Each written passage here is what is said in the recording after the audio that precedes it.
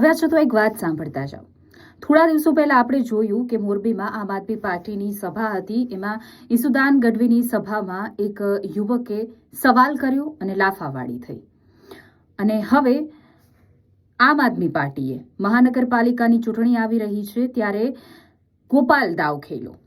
અરે ગોપાલની સભા હતી ગઈકાલે રાજકોટમાં અને ખચોખચ લોકો ભર્યા હતા। મોટી સંખ્યામાં જનમેદની ઉમટી હતી અને એ સભા વચ્ચે એક યુવક સવાલ કરે છે અને ફરી મોરબીની જેમ લાફાવાળી થતા રહી ગઈ અને સાથે જ ગોપાલ ઇટાલિયાએ જવાબ પણ આપ્યો છે અને શું કહ્યું છે એ આ વિડીયો સાંભળી લો અને સાથે જ તમારું શું કહેવું છે આ વિડીયો જોઈને એ કમેન્ટ્સ કરીને જણાવજો। મોરબીમાં તમને પ્રશ્ન પૂછ્યો છો ઈસુદાન ગઢવીની સભા જ્યારે હાલતી હતી ત્યારે હાવ નાનો વ્યક્તિ હતો, એ જે તમારી પ્રશ્ન પૂછતો હતો તમને ત્યારે એને લાફો મળ્યો, તમારા કાર્યકર્તા એને લાફો મળ્યો। હજી તમારી એક સીટ આવી ભલામણા, તમે એમ કહો કે અમે આમ કરી અમે આમ કરી બીજું કઈ હમણાં ભાજપ વાળા આ ધંધો ચાલુ કર્યો, 5-5 ખિસ્સામાં નાખીને એટલે ગમે એવું ફાટી જાય।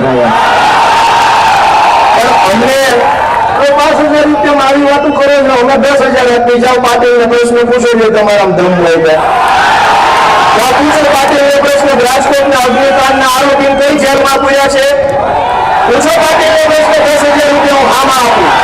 ભાજપ વાળા 5,000ની પટ્ટી ખિસ્સા મૂકો ગમે એવો પ્રશ્ન, અમને ક્યાં વાંધો છે, પણ આપણે 10,000 રૂપિયા પૂછો સંઘવીને પ્રશ્ન ગંભીરા ઉપરથી બ્રિજની નીચે તૂટીને જે મરી ગયા અને કઈ સહાય આપી તમે।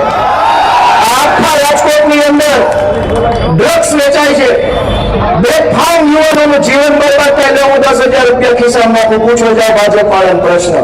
ગોપાલ ઇટાલિયાએ પ્રશ્ન પૂછવાથી ગુજરાતની જનતાનું ભલું થતું હોય તો આખો મહિનો અહીંયા બેસી જવા તૈયાર છું, બધા આવીને મને પૂછી જાઓ।